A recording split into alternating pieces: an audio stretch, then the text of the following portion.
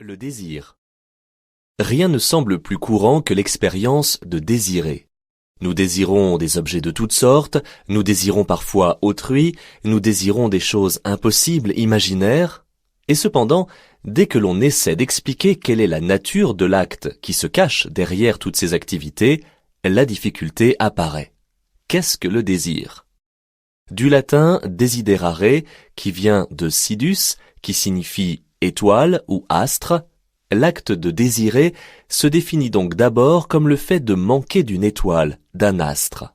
Plus généralement, on peut dire que le désir se définit comme une tendance consciente d'un sujet humain vers un objet, dans le but de combler un manque et d'obtenir ainsi une satisfaction. Cette caractéristique est tout d'abord présente dans la forme la plus élémentaire du désir qu'est le besoin, que l'on peut définir comme un désir naturel et nécessaire. Par exemple, le besoin de manger est d'abord ressenti comme un manque de nourriture, qui est suivi d'une satisfaction quand il est comblé. Cette satisfaction prend alors le nom de plaisir. Mais on retrouve aussi cette caractéristique du désir dans le cas du désir amoureux.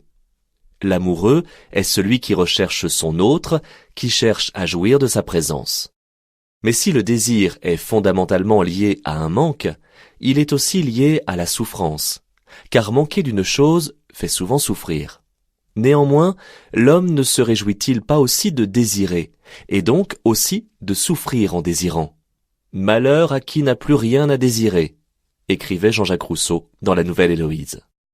C'est là le paradoxe propre au désir que met en évidence la philosophie. En étant à la fois manque, souffrance, mais aussi plénitude, bonheur, le désir fait de notre existence une existence proprement humaine. Le désir est l'essence même de l'homme, écrivait fort justement Spinoza. Le désir.